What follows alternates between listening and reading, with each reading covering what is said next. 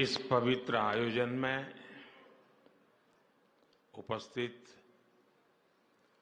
सभी पूज्य संतगण, आचार्य गौड़ीय मिशन के श्रद्धेय भक्ति सुंदर सन्यासी जी, कैबिनेट में मेरे सहयोगी अर्जुन राम मेघवाल जी, मीनाक्षी लेखी जी, देश और दुनिया से जुड़े सभी कृष्ण भक्त, अन्य महानुभाव, देवी और सज्जनों, हरे कृष्ण हरे कृष्ण हरे कृष्ण। आज आप सबके यहां पधारने से भारत मंडपम की भव्यता और बढ़ गई है।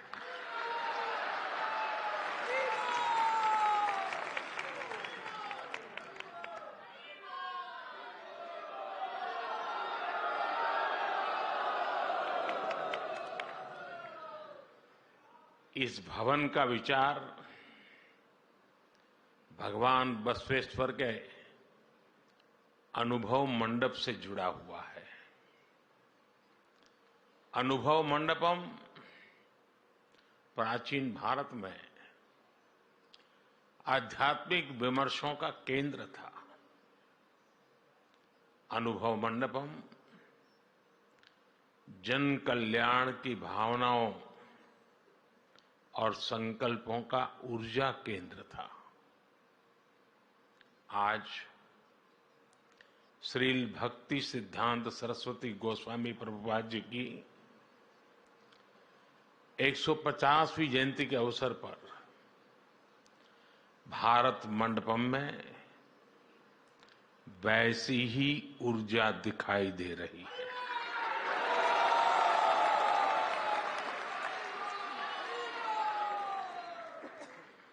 हमारी सोच भी थी कि ये भवन भारत के आधुनिक सामर्थ्य और प्राचीन मूल्यों दोनों का केंद्र बनना चाहिए। अभी कुछ महीने पहले G20 समिट के जरिए यहां से नए भारत के सामर्थ्य के दर्शन हुए थे और आज इसे वर्ल्ड वैष्णव कन्वेंशन को आयोजित करने इसका इतना पवित्र सौभाग्य मिल रहा है।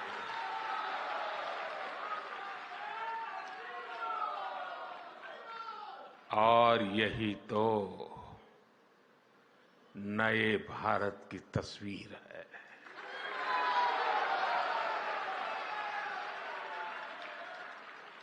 जहां विकास भी और विरासत भी दोनों का संगम है। जहां आधुनिकता का स्वागत भी है और अपनी पहचान पर गर्व भी है।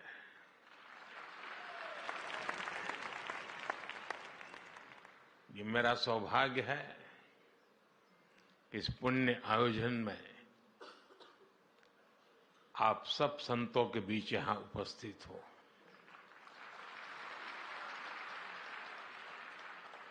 और मैं अपना सौभाग्य मानता हूं कि आप में से बहुत कई संतों के साथ मेरा निकट संपर्क रहा है। मुझे अनेक बार आप सबका सानिध्य मिला है।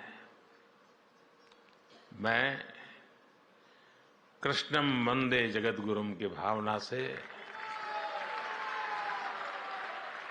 भगवान के श्री चरणों में प्रणाम करता हूं।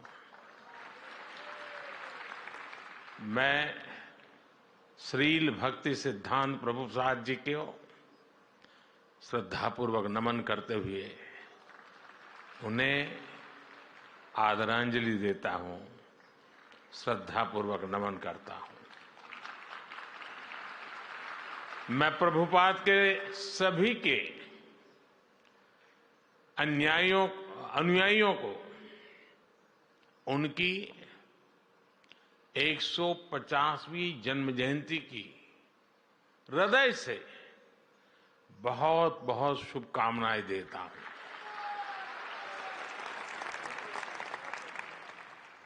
आज इस अवसर पर मुझे श्रील प्रभुपाद जी की स्मृति में पोस्टल स्टैंप और स्मारक सिक्का जारी करने का सौभाग्य भी मिला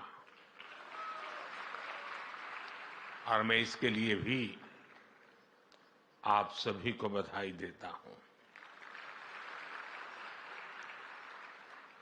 पूज्य संतगण, प्रभुपाद गोस्वामी जी की 150वीं जयंती हम ऐसे समय मना रहे हैं जब कुछ ही दिन पहले भव्य राम मंदिर का सैकड़ों साल पुराना सपना पूरा हुआ है। आज आपके चेहरों पर जो उल्लास, जो उत्साह दिखाई दे रहा है, मुझे विश्वास है इसमें रामलला के विराजमान होने की खुशी भी शामिल है।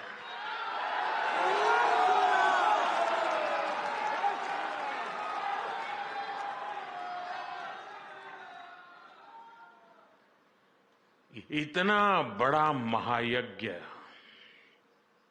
संतों की साधना से,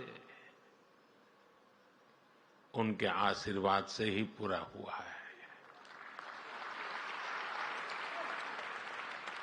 साथियों, आज हम सब अपने जीवन में ईश्वर के प्रेम को, कृष्ण लीलाओं को और भक्ति के तत्व को इतनी सहजता से समझते हैं। इस युग में इसके पीछे चैतन्य महाप्रभु की कृपा की बहुत बड़ी भूमिका है।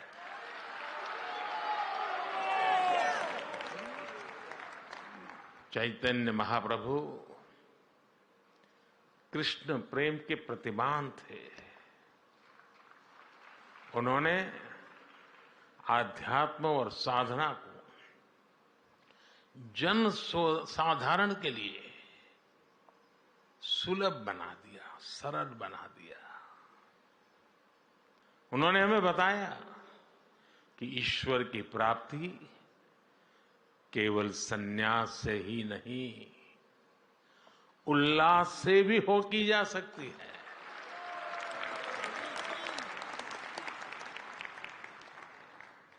और मैं अपना अनुभव बताता हूं। मैं इस परंपराओं में पला बढ़ा इंसान हूं।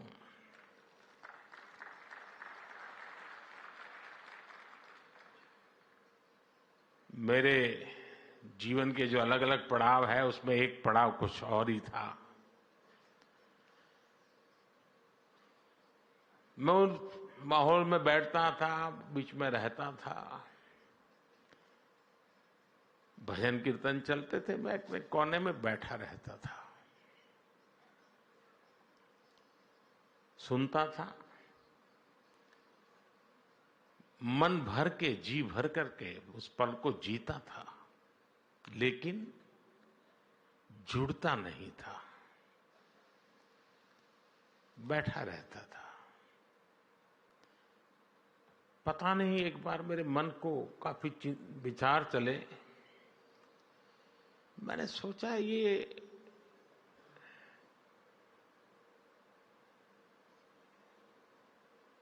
दूरी किस चीज की है? वो क्या है जो मुझे रोक रहा है? जीता तो हूं, जुड़ता नहीं हूं। और उसके बाद जब मैं भजन कीर्तन में बैठने लगा तो खुद भी ताली बजाना, जुड़ जाना, और मैं देखता चला गया कि मैं उसमें रम गया था।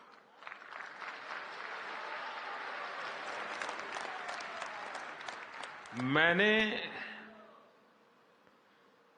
चैतन्य प्रभु की इस परंपरा में जो सामर्थ्य है उसका साक्षात्कार किया हुआ है। और अभी जब आप कर रहे थे और मैं ताली बजाना शुरू हो गया तो वहां लोगों को लग रहा है पीएम ताली बजा रहा है। पीएम ताली नहीं बजा रहा था, प्रभु भक्त ताली बजा रहा है।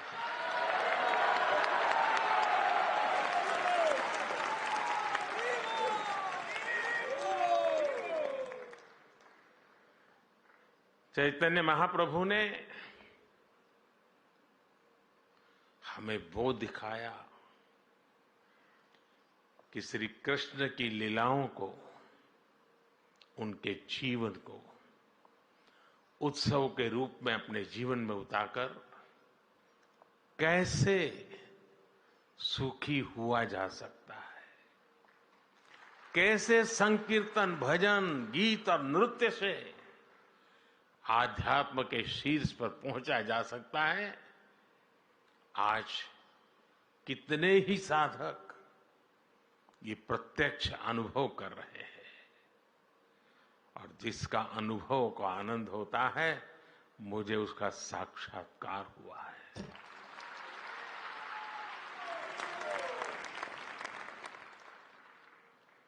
चैतन्य महाप्रभु ने हमें श्री कृष्ण की लीलाओं का लालित्य भी समझाया और जीवन के लक्ष्य को जानने के लिए उसका महत्व भी हमें बताया।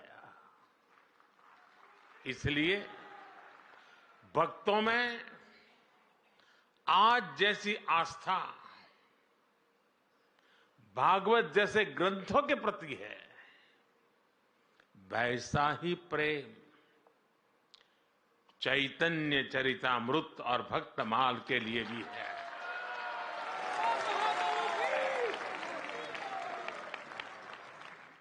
साथियों, चैतन्य महाप्रभु जैसी दैवीय विभूतियां समय के अनुसार किसी न किसी रूप से अपने कार्यों को आगे बढ़ाती रहती है। श्रील भक्ति सिद्धांत प्रभुपाद उन्हीं के संकल्पों की प्रतिमूर्ति थे। साधना से सिद्धि तक कैसे पहुंचा जाता है, अर्थ से परमार्थ तक की यात्रा कैसे होती है, श्री शील भक्ति सिद्धांत जी के जीवन में हमें पग पग पर ये देखने को मिलता है। 10 साल से कम उम्र में प्रभुपाद जी ने पूरी गीता कंठस्थ कर ली। किशोरावस्था में जिन्होंने आधुनिक शिक्षा के साथ साथ संस्कृत, व्याकरण, वेद, वेदांगों में विद्वता हासिल कर ली। उन्होंने ज्योतिष गणित में सूर्य सिद्धांत जैसे ग्रंथों की व्याख्या की। सिद्धांत सरस्वती की उपाधि हासिल की। 24 वर्ष की उम्र में उन्होंने संस्कृत स्कूल भी खोल दिया। अपने जीवन में स्वामी जी ने 100 से अधिक किताबें लिखी, सैकड़ों लेख लिखे, लाखों लोगों को दिशा दिखाई। यानी एक प्रकार से ज्ञान मार्ग और भक्ति मार्ग दोनों का संतुलन जीवन व्यवस्था से जोड़ दिया। वैष्णव जन तो तेने कहिए, पीर पढ़ाई जाने रे। इस भजन से गांधी जी जिस वैष्णव भाव का गान करते थे, श्री श्रील प्रभुपाद स्वामी ने उस भाव को, अहिंसा और प्रेम के उस मानवीय संकल्प को देश विदेश में पहुंचाने का काम किया।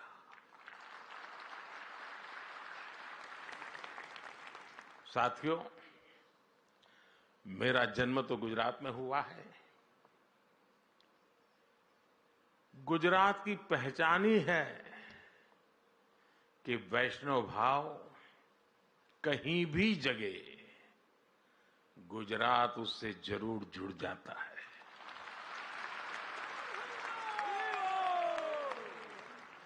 खुद भगवान कृष्ण मथुरा में अवतरित होते हैं, लेकिन अपनी लीलाओं का विस्तार देने के लिए वो द्वारिका आते हैं।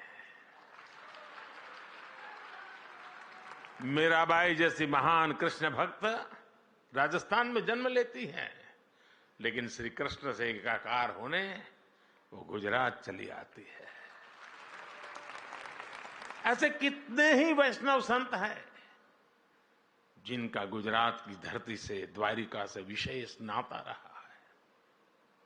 गुजरात के संत कवि नरसिंह मेहता, उनकी भी जन्मभूमि है।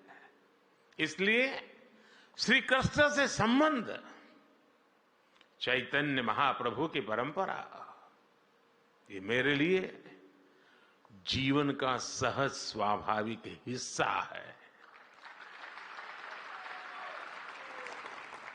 साथियों, में 2016 में गौड़ीय मठ के शताब्दी समारोह में आप सबके बीच आया था। उस समय मैंने आपके बीच भारत की आध्यात्मिक चेतना पर विस्तार से बात की थी। कोई समाज जब अपनी जड़ों से दूर जाता है तो वो सबसे पहले अपने सामर्थ्य को भूल जाता है। इसका सबसे बड़ा प्रभाव ये होता है कि जो हमारी खूबी होती है, जो हमारी ताकत होती है, हम उसे ही लेकर हीन भावना का शिकार हो जाते हैं।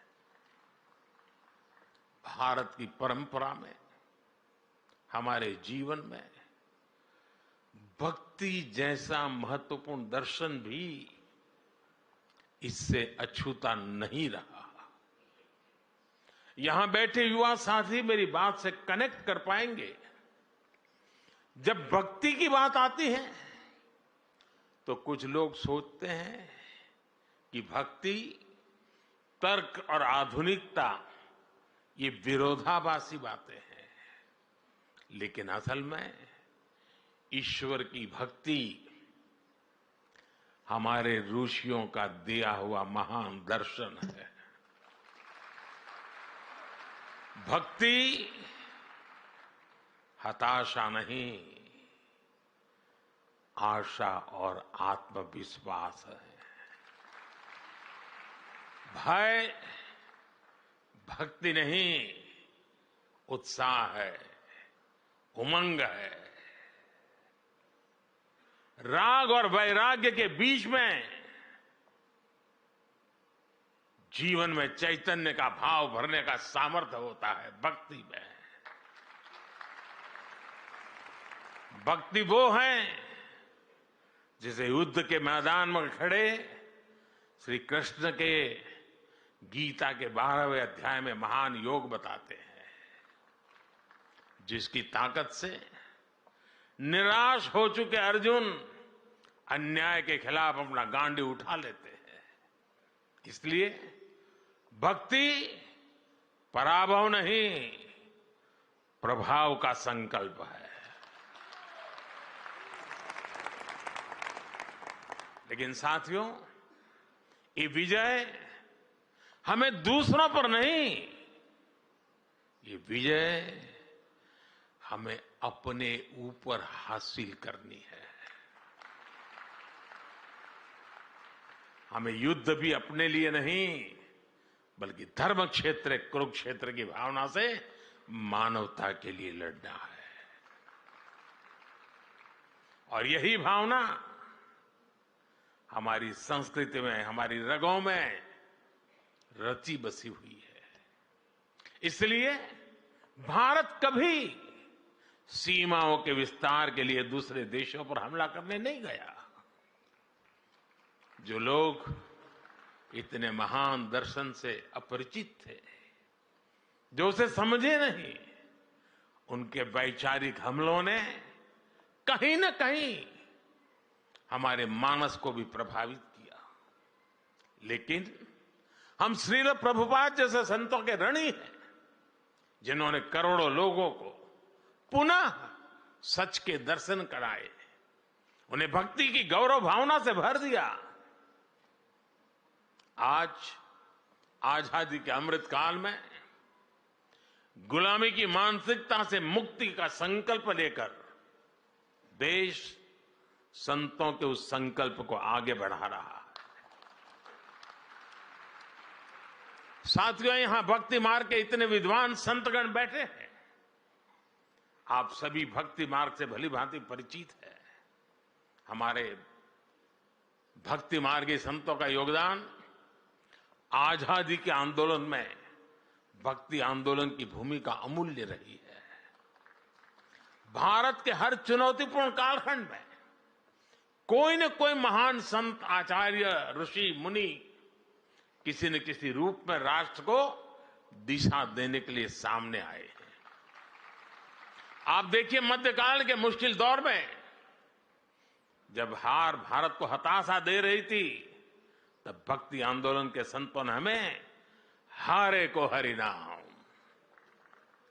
हारे को हरि नाम मंत्र दिया। इन संतों ने हमें सिखाया कि समर्पण केवल परम सत्ता के सामने करना है।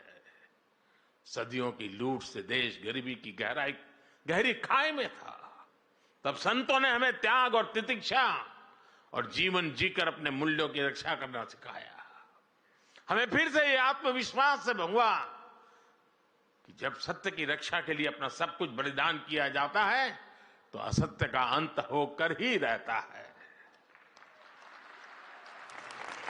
सत्य की ही विजय होती है, सत्यमेव जयते। इसलिए आजादी के आंदोलन को भी स्वामी विवेकानंद और श्रील स्वामी प्रभुपाद जैसे संतों ने असीम ऊर्जा से भर दिया था। प्रभुपाद स्वामी के पास नेताजी सुभाष चंद्र बोस और महामना मालवीय जैसी हस्तियां उनके आध्यात्मिक मार्गदर्शन लेने आती थी। साथियों, बलिदान देकर भी अमर होने रहने का यह आत्मविश्वास हमें भक्ति योग से मिलता है। इसलिए हमारे ऋषियों ने कहा है, अमृत स्वरूपा च, अर्थात वह भक्ति अमृत स्वरूपा है। आज इसी आत्मविश्वास के साथ करोड़ों देशवासी राष्ट्रभक्ति की ऊर्जा लेकर अमृत काल के में प्रवेश कर चुके हैं। इस अमृत काल में हमने अपने भारत को विकसित बनाने का संकल्प लिया है।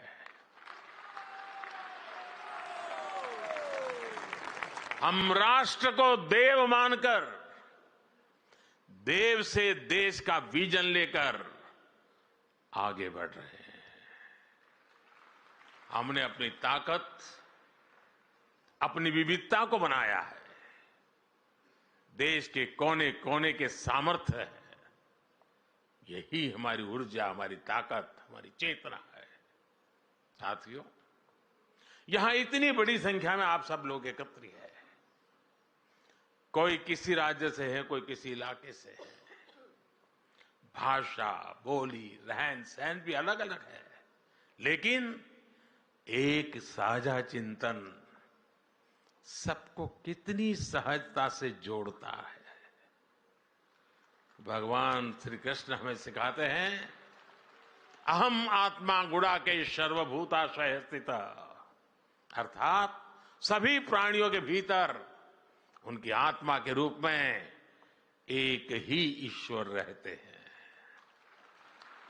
यही विश्वास भारत के अंतर्मन में नर से नारायण और जीव से शिव की अवधारणा के रूप में रचा बसा है। इसलिए अनेकता में एकता का भारत का मंत्र इतना सहज है, इतना व्यापक है कि उसमें विभाजन की गुंजाइश ही नहीं है।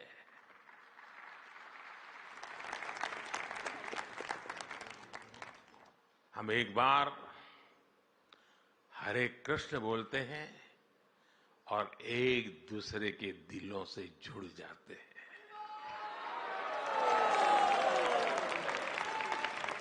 इसलिए दुनिया के लिए